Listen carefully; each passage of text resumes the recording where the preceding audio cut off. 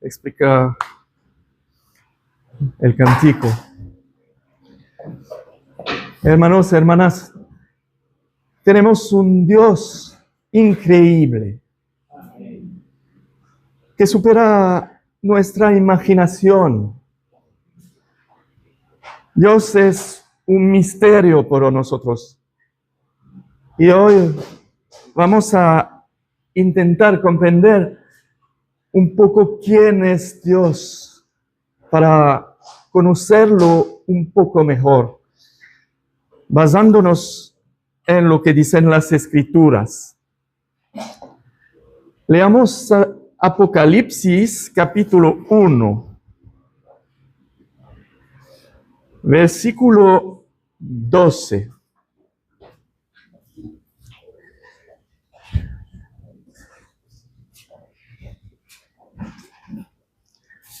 Y me volví para ver la voz que hablaba conmigo, y vuelto vi 7 candeleros de oro. Y en medio de los 7 candeleros a una semejante al Hijo del Hombre, vestido de una ropa que llegaba hasta los pies, y ceñido por el pecho con un cinto de oro. Su cabeza y sus cabellos eran blancos como blanca lana, como nieve. Sus ojos como llama de fuego, y sus pies semejantes al bronce bruñido, refulgente como en un horno, y su voz como estruendo de muchas aguas. Tenía en su diestra 7 estrellas. De su boca salía una espada aguda de 2 filos, y su rostro era como el sol cuando resplandece en su fuerza. Cuando le vi, caí como muerto a sus pies, y él puso su diestra sobre mí, diciéndome: no temas, yo soy el primero y el último, y el que vivo, y estuve muerto, mas he aquí que vivo por los siglos de los siglos. Amén. Y tengo las llaves de la muerte y del Hades.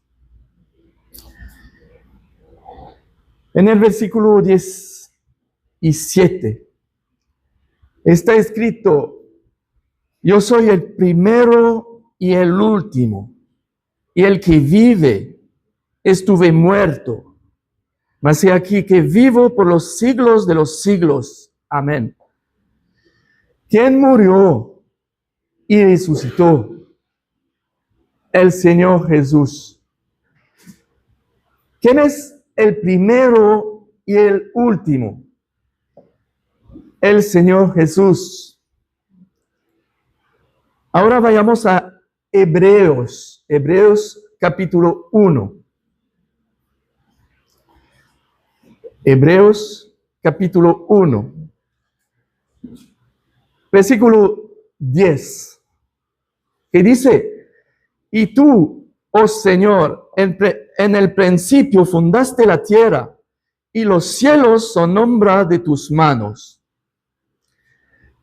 ¿Quién fundó la tierra? El Señor Jesús. ¿Quién fundó los cielos? El Señor Jesús. Bien.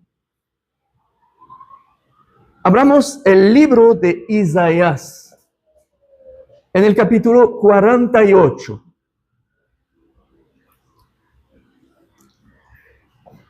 Y dice en el versículo 12: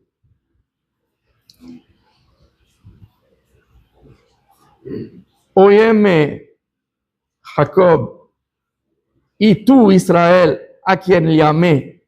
Yo mismo, yo el primero, yo también el postero. Mi mano fundó también la tierra, y mi mano derecha midió los cielos con el palmo. Al llamarlos, yo comparecieron juntamente. ¿Quién habla? ¿Quién es el primero y el último? ¿Quién fundó la tierra? Es el Señor Jesús. Bien, ahora vayamos al versículo 16. Acercaos a mí, oíd esto. Desde el principio no hablé en secreto. Desde que eso se hizo, allí estaba yo. Y ahora me envió Jehová, el Señor, y su Espíritu. Así ha dicho Jehová, Redentor tuyo, el Santo de Israel. ¿Quién es el Señor Dios que envió a Jesús? Es Dios Padre. ¿Con quién le envió? Con su Espíritu. ¿Quién es? El Espíritu Santo. Así pues tenemos claramente en el Antiguo Testamento la revelación del Dios Trino, Padre, Hijo y Espíritu Santo. Deuteronomio capítulo 6, versículo 4 dice que hay un solo Dios. Oye, Israel, Jehová nuestro Dios, Jehová uno es. Hay un solo Dios, una sola esencia compuesta por tres personalidades distintas: el Padre, el Hijo y el Espíritu Santo. Esto es lo que nos dice la Biblia. El Padre es Dios, el Hijo es Dios y el Espíritu Santo también es Dios. Y no hay tres dioses, solo hay uno por naturaleza. Así pues, pudimos comprender que el único Dios se reveló como Padre, Hijo y Espíritu Santo, y que esto no es una invención posterior, sino una verdad inscrita en toda la Escritura. Y es una gracia comprenderla a través de las Escrituras mismas. ¿Cómo podemos afirmar, según las Escrituras, que el Espíritu Santo es Dios? Leamos Hechos capítulo 5. En la iglesia primitiva, los creyentes compartían sus bienes. Algunos vendieron sus tierras o casas y dieron el dinero a los apóstoles para que lo distribuyeran según las necesidades de cada uno. Un cristiano llamado Ananías y su esposa Zafira vendieron un terreno, pero en lugar de entregar todo el dinero de la venta, como lo habían hecho otros creyentes, decidieron juntos quedarse con una parte del precio que habían recogido, haciendo creer a los apóstoles que estaban dando el monto total. Entonces, Ananías llegó solo a llevar el dinero a los apóstoles, y Pedro, por revelación del Espíritu Santo, le dijo en el versículo 3, Ananías, ¿por qué llenó Satanás tu corazón para que mintieses al Espíritu Santo y sustrajeses del precio de la heredad? Pedro acusa a Ananías de mentirle al Espíritu Santo al comportarse como lo hizo. Reteniéndola, no se te quedaba a ti y vendida, no estaba en tu poder. ¿Por qué pusiste esto en tu corazón? No has mentido a los hombres, sino a Dios. Así que la Biblia dice que Ananías mintió al Espíritu Santo, por lo tanto, mintió a Dios. Veamos otro versículo. En 1 Corintios, capítulo 2. Versículo 10. Que habla de cosas que Dios ha preparado de antemano para quienes lo aman. Quienes lo aman. Está escrito, pero Dios no las reveló a nosotros por el Espíritu. Estas son las cosas preparadas de las que estamos hablando. Porque el Espíritu todo los escudriña aún lo profundo de Dios. Porque ¿quién de los hombres sabe las cosas del hombre, sino el Espíritu del hombre que está en él? Así tampoco nadie conoció las cosas de Dios, sino el Espíritu de Dios. ¿Quién podría sondear las profundidades del corazón de Dios, sino Dios mismo? Nadie conoce las cosas de Dios, sino el Espíritu de Dios, el Espíritu Santo. Además, Jesús mismo habla del Padre, del Hijo y del Espíritu Santo, poniéndolos en igualdad de condiciones, cuando dice en Mateo 28, versículo 19, por tanto, y haced discípulos a todas las naciones, bautizándolos en el nombre del Padre y del Hijo y del Espíritu Santo.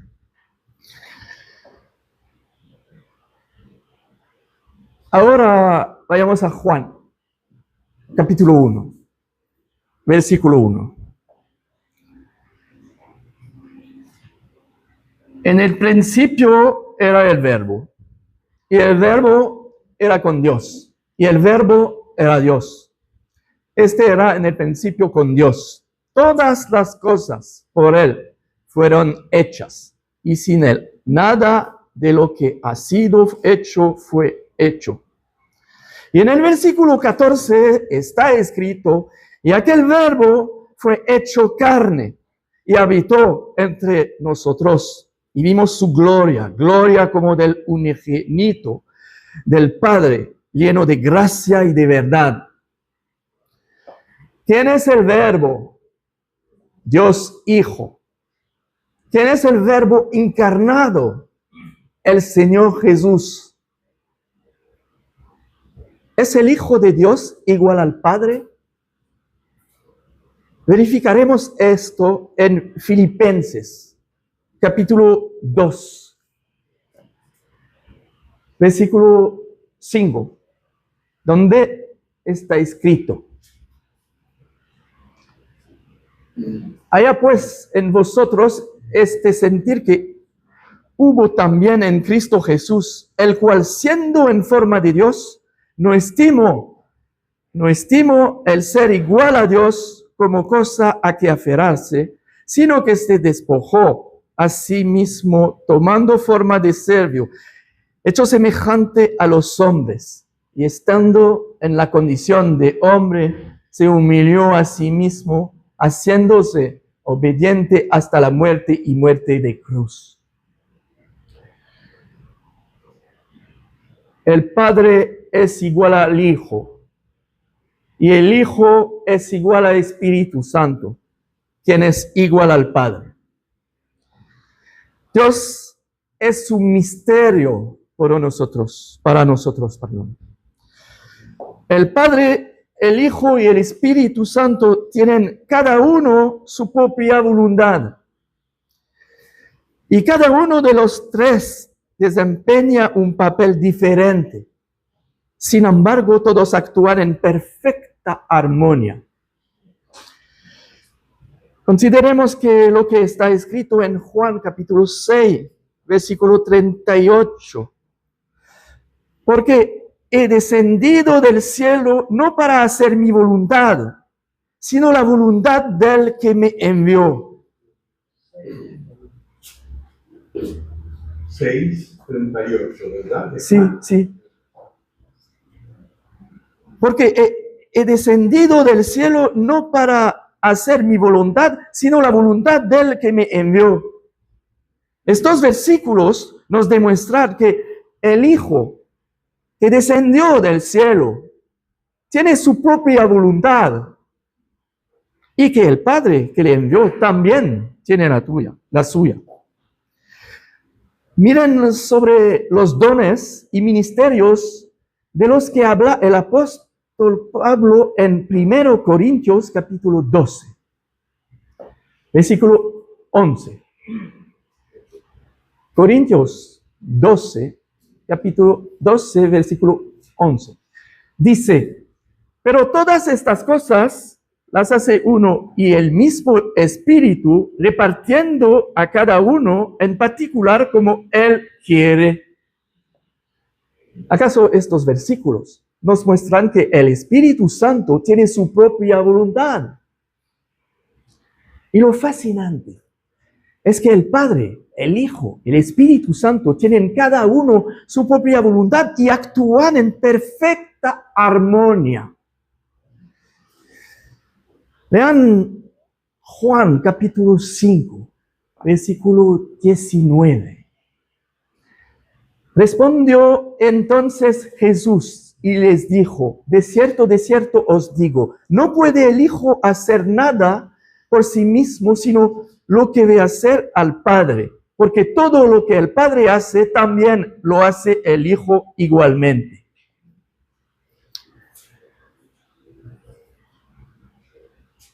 Miremos también un poco más allá, en Juan capítulo 16, versículo 13.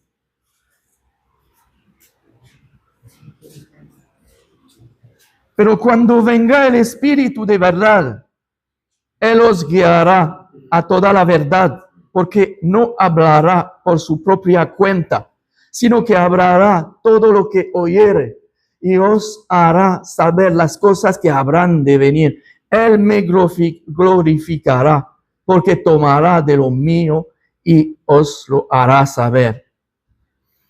Estos versículos demuestran tres voluntades personales: Padre, Hijo, Espíritu. Ninguna oposición entre ellas. Perfecta sumisión mutua y coordinación en el plan divino. Impresionante. Dios sigue siendo un misterio para nosotros, pero usa la Biblia para revelarse a la humanidad. Revela los diversos rasgos de su carácter, su voluntad, su lugar en la historia humana, el significado de la vida y la muerte, su plan de salvación, lo que espera de la humanidad y muchas otras cosas. Pero la gente puede preguntarse, ¿pero quién es Dios? ¿De dónde viene? ¿Cómo es? Veamos cómo se revela Dios a través de las Escrituras. Primero, ¿qué dice la Biblia sobre la naturaleza de Dios? La Biblia dice que Dios es espíritu, como leemos en Juan capítulo 4, versículo 24. Esto significa que Dios es inmaterial. No tiene un cuerpo físico como los seres humanos. La esencia misma de Dios es ser espíritu. No es una categoría entre otras criaturas espirituales. Él es el supremo espíritu, fuente de toda vida, sobre todo. La Biblia también dice que los ángeles son espíritus, como está escrito en Hebreos capítulo 1, versículo 14. Pero los ángeles son criaturas espirituales. Eso es diferente. Los ángeles son seres creados por Dios, no materiales, sino espirituales. Por lo tanto, tienen un principio desde su creación y en relación con su creador. Están limitados en poder, presencia y conocimiento, a diferencia de Dios. Por lo tanto, aunque sean espíritus en su naturaleza, no lo son por esencia eterna, sino porque Dios los creó como tales. ¿Cómo es realmente a Dios. Colosenses capítulo 1, versículo 15 dice de Jesús, Él es la imagen del Dios invisible. Cristo es la imagen visible del Dios invisible. Dios es invisible. Cuando Dios se manifiesta a los hombres, puede tomar diversas formas según lo que desee. Puede tomar la apariencia de un hombre, como en el encinar de Mamre, en Génesis 18, versículo 1 y 2, o cuando lucha con Jacob, en Génesis 32, versículo 24 y 30. Pero también puede tomar la apariencia de una columna de fuego, como en Éxodo 13, versículo 21, 22. Puede tomar la apariencia de una nube, como en Éxodo 13 también, versículo 21, 22. O de fuego, como en la zarza ardiente, en Éxodo capítulo 3, versículo 2, 7. 2, 6. O en Levítico, capítulo 9, versículo 23, 24. Dios hace lo que quiere, pero no tiene una apariencia específica.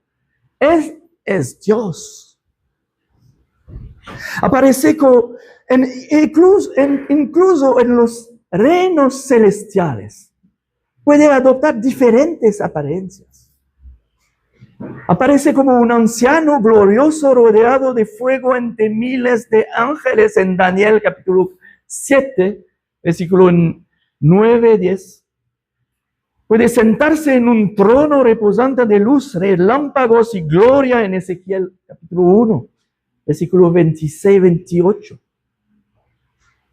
Ante los ángeles puede tomar la apariencia de relámpagos, voces y truenos, como en Apocalipsis 4, versículos 2, 5. Dios no está limitado por la materia. Es infinito, eterno, invisible a toda la creación, ya sea celestial o terrestre. No está limitado por el espacio ni por el tiempo. Es omnipresente, es decir, presente en todas partes al mismo tiempo. Está vivo, consciente, inteligente. En segundo lugar, ¿de dónde viene Dios? La simple pregunta, ¿de dónde viene Dios?, implicaría que este Dios es limitado. El Dios de la Biblia no está limitado. No le afecta el espacio, está en todas partes. No le afecta el tiempo, es eterno. Tampoco le afecta la materia. Si le afectan el tiempo, el espacio, la materia, no es Dios. El tiempo, el espacio y la materia deben crearse al mismo tiempo. Eso es lo que hizo Dios. Porque si existiera materia y no espacio, ¿dónde se colocaría esa materia? Y si existiría materia y espacio y no tiempo, ¿cuándo se colocaría esta materia en ese espacio? No es posible tener espacio, tiempo y materia de forma independiente, deben existir simultáneamente. Esta es lo que la Biblia nos dice sobre la creación. En el primer versículo de Génesis. En el principio creó Dios los cielos y la tierra. En el principio, tiempo, creó Dios los cielos, espacio y la tierra, materia. Al mismo tiempo, Dios creó el tiempo, el espacio y la materia en una trinidad de trinidades. porque el tiempo también se compone de 3 elementos: pasado, presente y futuro. Estos 3 elementos interactúan para permitirnos vivir. El espacio se compone de anchura, longitud y altura. Estas 3 dimensiones interactúan para permitirnos de vivir en este mundo físico, para crear formas, ciudades y objetos. La materia fue creada por Dios en forma sólida, líquida y gaseosa. Y Dios, quien creó esta Trinidad de Trinidades, está fuera de ella. Dios creó la vida en la tierra en 3 formas diferentes. Otra Trinidad: el mundo vegetal, el mundo animal y los seres humanos. El mundo vegetal tiene un cuerpo sin alma ni espíritu. Nace, vive y muere sin saber que está vivo. El mundo animal tiene un cuerpo con alma, pero sin espíritu.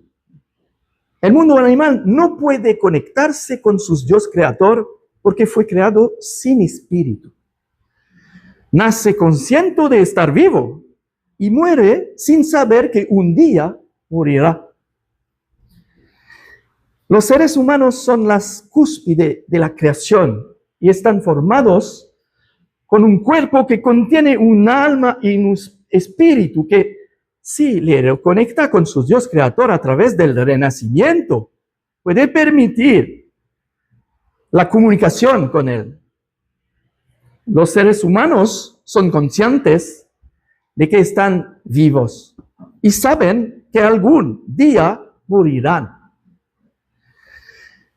En cuanto al Creador, si está limitado de alguna manera, no es Dios. El Dios que creó este universo está fuera de él. Está por encima, más allá y a través de él. No se ve afectado por él. Si pudiéramos comprender exactamente quién es Dios, con nuestros pequeños cerebros, ciertamente no sería Dios. Finalmente, añadiría que solo un Dios trino puede ser completamente suficiente a sí mismo. Me explico. La Biblia enseña sobre la perfección de Dios. Y las Escrituras dicen que todos sus atributos son perfectos.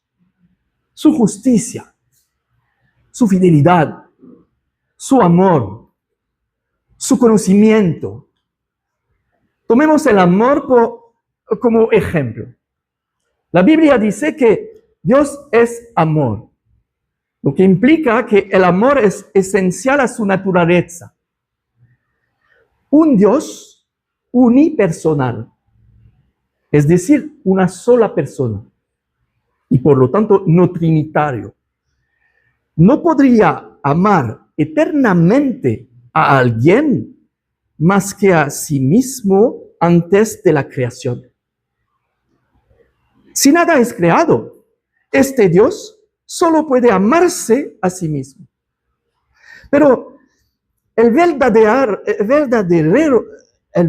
verdadero amor presupone una relación, unión que ama a un tú.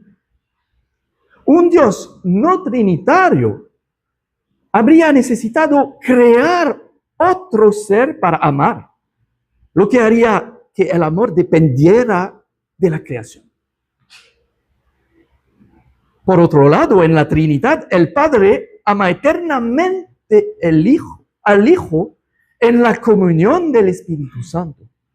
Es la relación de amor perfecto entre el Padre y el Hijo. Ninguna criatura, ni terrenal ni celestial, podría dar testimonio de la perfección del amor de Dios por la sencilla razón de que estas criaturas no lo son. No es el hombre ni un ángel quien juzga o mide este amor, sino Dios mismo a través de cada una de sus personas perfectas quien lo atestigua. Una última cosa importante. Dios nos revela algo importante a través de su palabra. Leamos Hebreos, capítulo 1, versículo 1.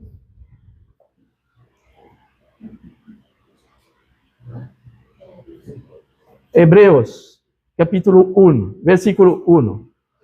Dios, habiendo hablado muchas veces y de muchas maneras en otro tiempo a los padres por los profetas, en estos postreros días no ha hablado por el Hijo, a quien constituyó heredero de todo y por quien asimismo hizo el universo, el cual siendo el resplandor de su gloria y la imagen misma de su sustancia, y quien sustenta todas las cosas con las palabras de su poder. Jesús no solo es el creador, también es quien sustenta la creación. Dios no solo creó el universo por su palabra, sino que la Biblia dice que Él sustenta todo lo que creó. Sustenta todas las cosas con su poderosa palabra. Dios obra constantemente. Todo lo que ha creado se mantiene unido gracias al ejercicio constante de su poder. Si Dios dejara de obrar, aunque fuera un segundo, dejaríamos de existir instantáneamente y el universo entero sería destruido. Dios no solo pone el universo en movimiento como un reloj, lo sostiene activamente en todo momento. Esto da testimonio de su absoluta soberanía y poder eterno, pero también de su fidelidad. Que el Señor bendiga su poderosa palabra. Gracias. ¿Qué nos pareció?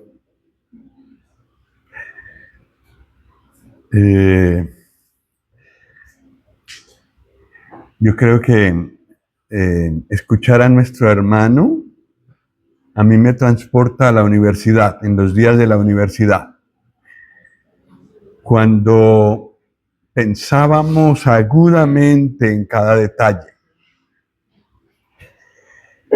Pero te agradezco mucho, Juan Felipe, porque lamentablemente conozco a dos jóvenes que estudiaron en una universidad, hicieron el máster, un segundo máster y un doctorado. Entonces de títulos tienen llena su pared, pero dejaron al Señor. En Holanda, en Alemania y en Francia he conocido personas muy brillantes intelectualmente, doctores, muy piadosos, humildes cuando están delante del gran Dios. El Señor me concedió a mí tener como suegro una persona así. Y a mí me maravillaba, me descolocaba como persona no creyente. Cuando lo conocí, pues aún no era creyente, que una persona con las capacidades que él tenía era muy superior a mí en inteligencia, claramente. Varios de los momentos en los que yo le hice preguntas sobre la Biblia, yo tuve que reconocer que él era más inteligente y sabio que yo. Yo vine con toda mi tontería de la universidad a rebatir la presencia de Dios y que Dios, ¿por qué tenía que meterse en nuestra vida? nosotros arreglamos lo que queremos de nuestra vida. ¿Para qué Dios?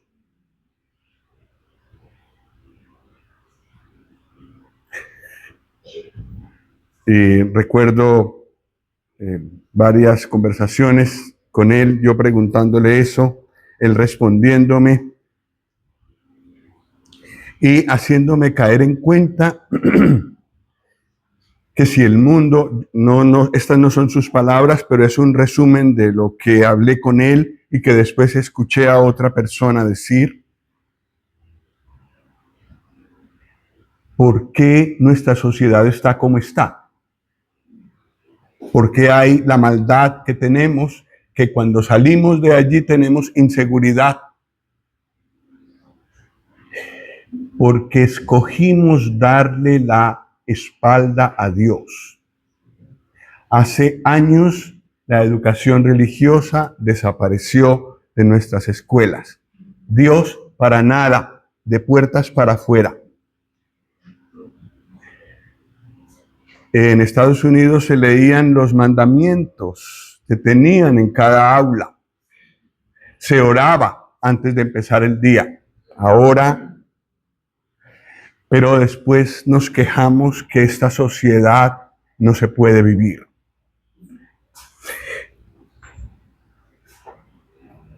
Dejar a Dios, aún como científico o persona muy brillante intelectualmente o súper estudiada, tiene consecuencias en la vida. Y hay grandes científicos, eso se puede investigar, que mientras temían a Dios, podían ser útiles. Cuando dejaron a Dios, sus vidas, su vida moral descendió. El rechazar a Dios, sacar a Dios de la vida, hace que uno moralmente se degenere. El hermano habló de la existencia de los vegetales con cuerpo físico, sin alma, no saben que existen, y sin espíritu.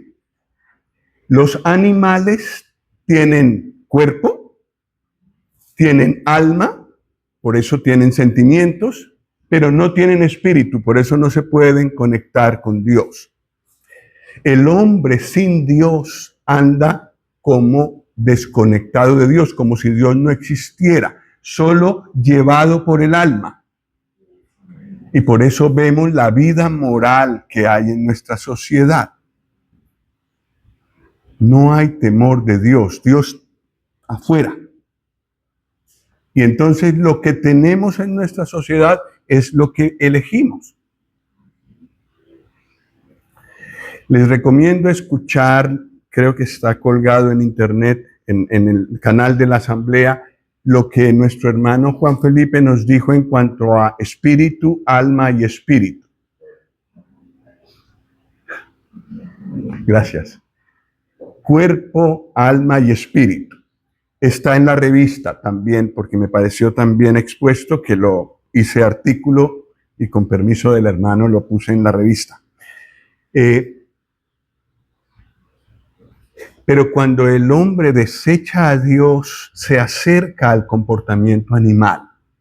Es decir, esto también lo explicó nuestro hermano, es decir, se guía por sus instintos, por su cuerpo, lo que su cuerpo pide. Nos suena, ¿verdad? Lo que se dice por allí y se defiende por allí es eso. Haz lo que tu cuerpo te pida. Y entonces esto nos lleva en una degeneración completa.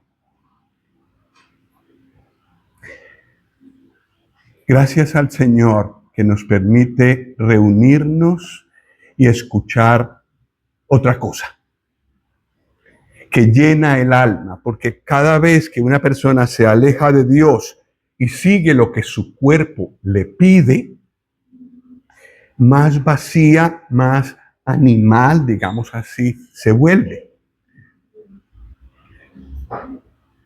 Más se guía por bajos instintos. Pero el Señor nos permite aquí abrir su palabra. y aclararnos las cosas bien como son. Cada uno de nosotros tiene cuerpo, efectivamente, tiene alma y tiene espíritu. Si el cuerpo lo domina, el alma y el espíritu siguen detrás. Estoy citando las palabras de nuestro hermano Juan Felipe. Si es el espíritu, es decir, nuestra conexión con Dios está bien, nuestra alma y nuestro cuerpo siguen por ahí. Hay personas que en vez de buscar al Dios verdadero, buscan sustitutos de Dios. Adivinación, espiritismo, tarot, horóscopo. Esas cosas tienen el atractivo de que no me piden nada, no me hablan de mi pecado. Y escuchar que uno es pecador es muy duro.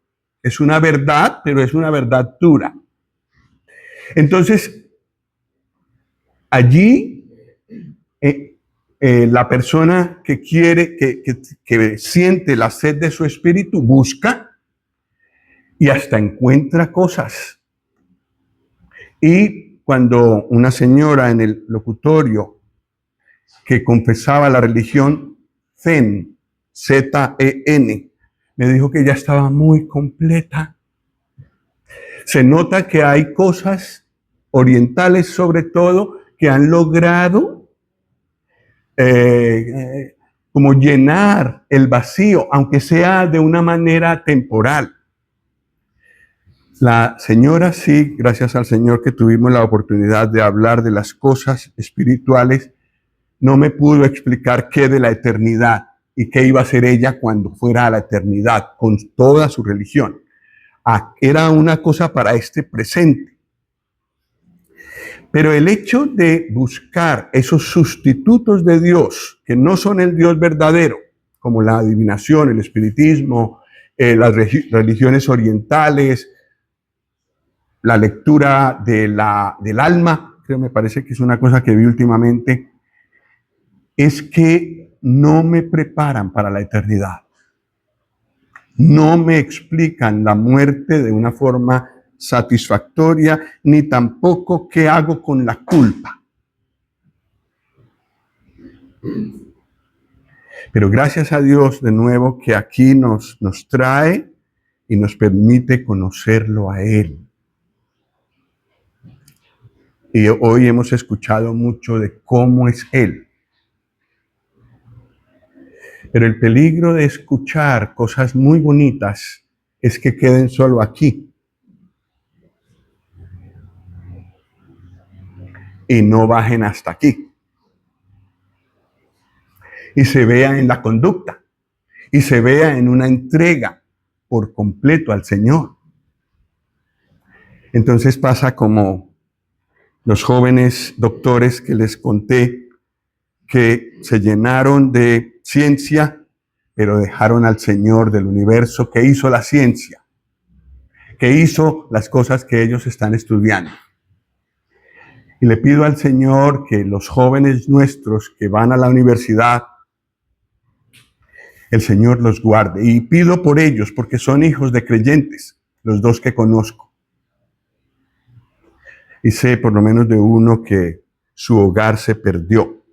Él tiene su título, un título muy importante, un sueldo muy bueno, pero su hogar deshecho.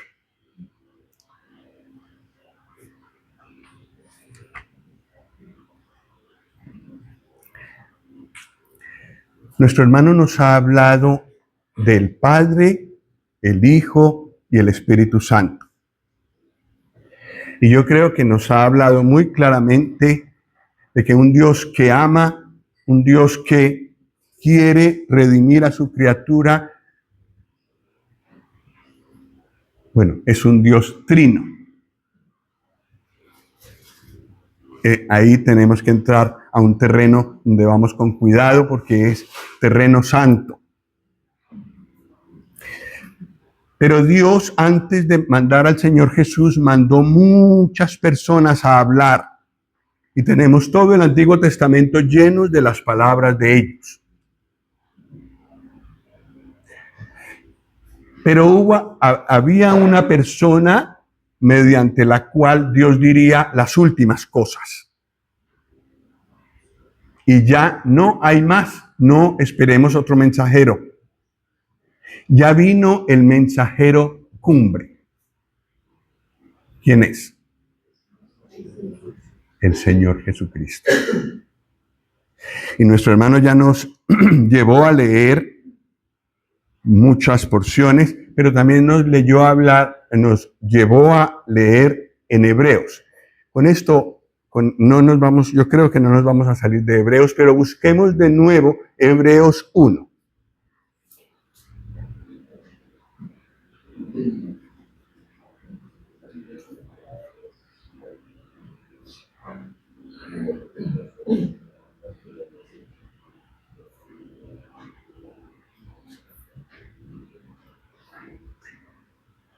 Hebreos 1.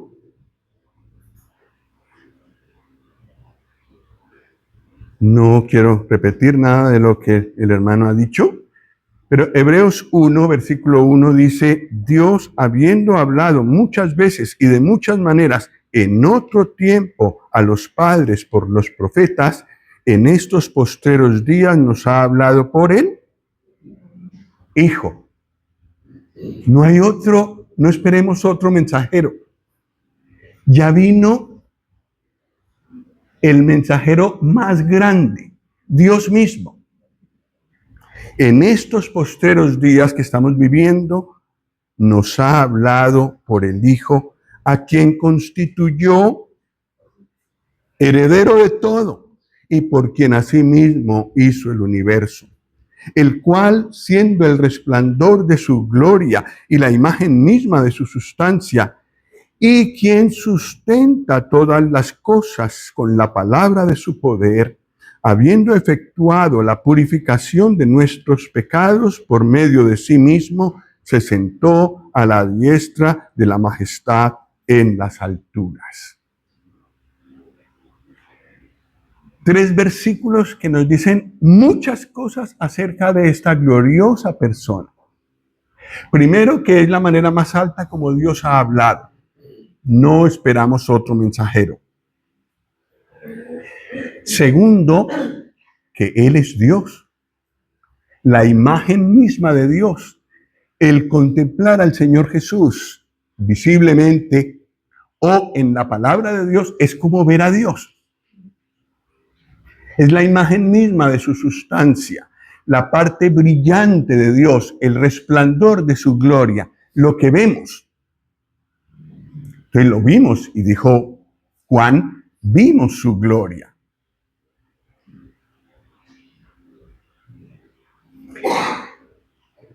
Y lo que nos humilla tanto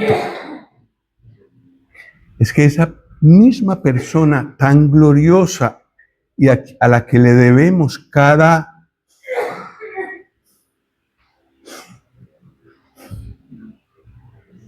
aliento, la vida de cada célula, a Él se la debemos. Él sostiene todo con la palabra de su poder. Y por eso está donde está. Y por eso no ha ido al caos. Él sustenta todo con la palabra de su poder. Pero es Él mismo el que fue a la cruz. ¿Hay un sacrificio más grande que ese? ¿Hay un sacrificio que tenemos que esperar porque vendrá uno superior? Imposible. Habiendo efectuado la purificación de nuestros pecados por medio de sí mismo, se sentó a la diestra de la majestad en las alturas. El Señor Jesús está sentado en reposo. Su trabajo enorme de redención ya acabó y ahora está sentado a la diestra de Dios. Nosotros todavía le ponemos mucho trabajo. pero Él es soberano. Y su puesto como el que ejecutó a la perfección la obra de la redención, ya llegó a su trabajo, ya llegó a su fin. Y por eso está sentado.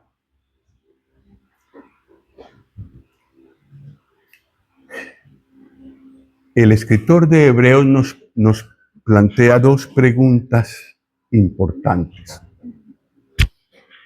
La primera, ahí mismo en Hebreos, pero capítulo 12.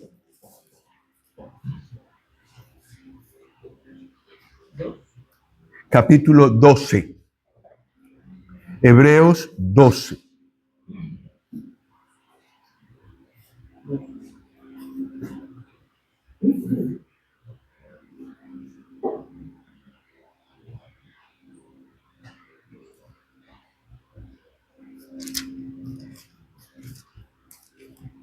Hebreos capítulo 12.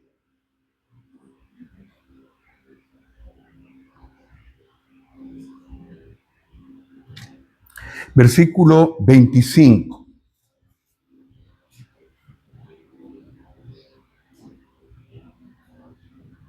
El Señor Jesús habló por su palabra y aquí dice, mirad que no desechéis al que habla, porque si no escaparon aquellos que desecharon al que los amonestaba en la tierra, mucho menos nosotros si desecháremos al que amonesta desde los cielos.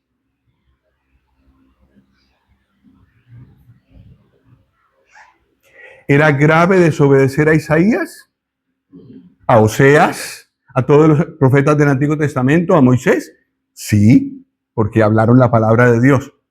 Pero aquí dice que hay una palabra superior y una responsabilidad superior cuando el Hijo habla, porque claro, Él es Dios mismo, la expresión perfecta de Dios. Lo que Él habló,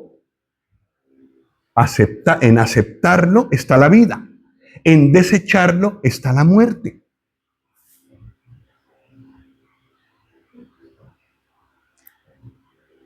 Si fue grave desechar la palabra de los profetas, mucho más grave desechar la palabra del Señor Jesús.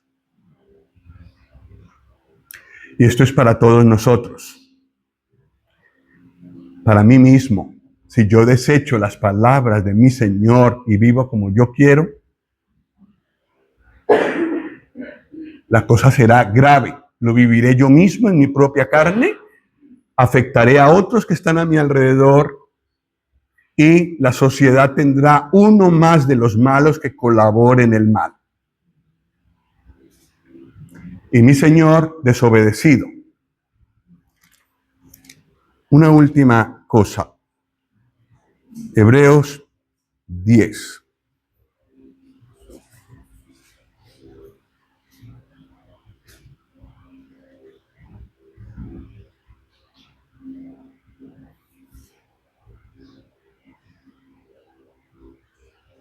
Versículo 28.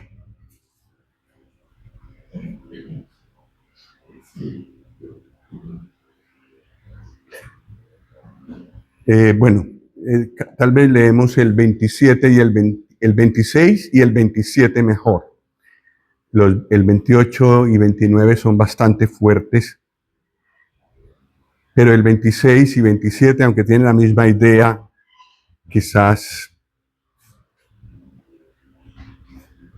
son los que leemos. Versículo 26, porque si pecáremos voluntariamente después de haber recibido el conocimiento de la verdad, ya no queda más sacrificio por los pecados, sino una horrenda expectación de juicio. Desechar la cruz del Señor Jesús y el perdón que hay en Él significa firmar mi condenación. No hay otra manera después. No queda más sacrificio por los pecados. Hebreos tiene cosas gloriosas, pero también tiene este tipo de pasajes que nos hacen temblar. y nos hablan hoy a nosotros. ¿Qué vamos a hacer con lo que escuchamos de la palabra de Dios? No de hermanos que se paran aquí, lo que hemos leído en la Biblia. ¿Qué vamos a hacer con eso? De lo que nosotros decidamos hacer depende nuestra suerte eterna. De lo que nosotros como creyentes decidamos hacer con la palabra de Dios depende si progresamos espiritualmente o no.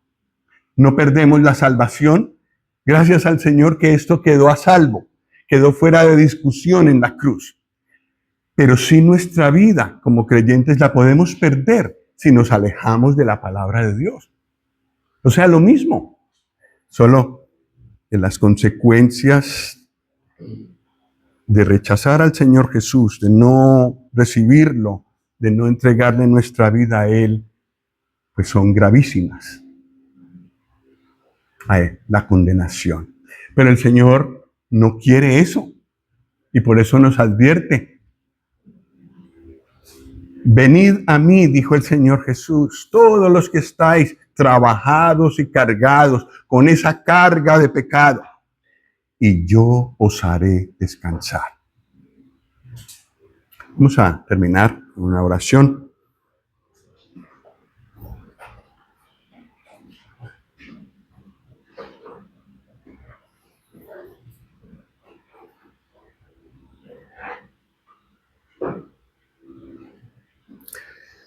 Dios y Padre, queremos poner en tus manos nuestros corazones. Muchas gracias por toda la profundidad que hay en tu palabra. Gracias por todo lo que nos ha expuesto nuestro hermano acerca de tu esencia, sabiendo que para describirte necesitamos apegarnos fuertemente a la palabra tuya, porque no podemos entenderte con nuestras mentes tan finitas, tan pequeñas, tan limitadas. Pero muchas gracias por lo que tú nos revelas en tu palabra.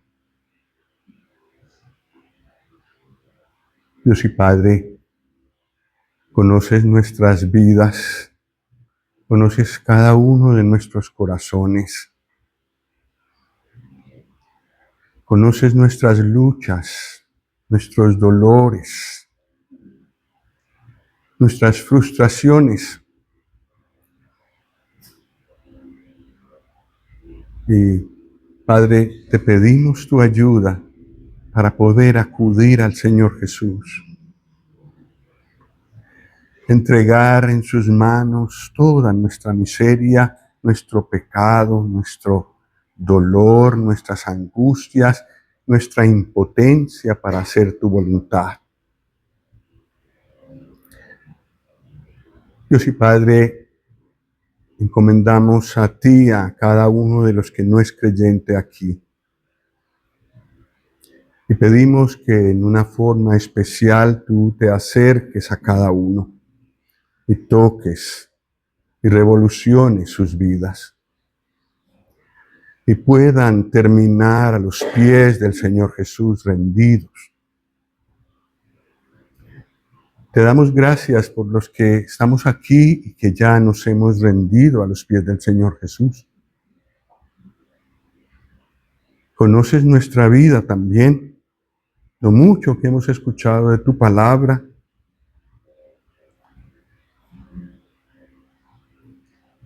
Tú puedes ayudarnos, oh Padre, para ajustar con nuevo ánimo nuestra vida a tu voluntad. Y no descender abajo, a donde hay tanto dolor y miseria, sino acercarnos a ti, donde hay gloria, donde hay gozo y paz. Ayúdanos, oh Padre, en esta semana. Ayúdanos para acercarnos más a ti con todo nuestro corazón, con nuestros hogares, con nuestra vida de trabajo, de estudio. Y una vez más te rogamos por esos 2 jóvenes doctores con muchos títulos y que provienen de familias cristianas. En tu gracia tú los atraigas de nuevo a ti y les muestres todos los límites que tiene la ciencia. Bendícelos y ayúdalos, te pedimos, y también a nosotros. Te lo pedimos en los méritos del Señor Jesús. Amén.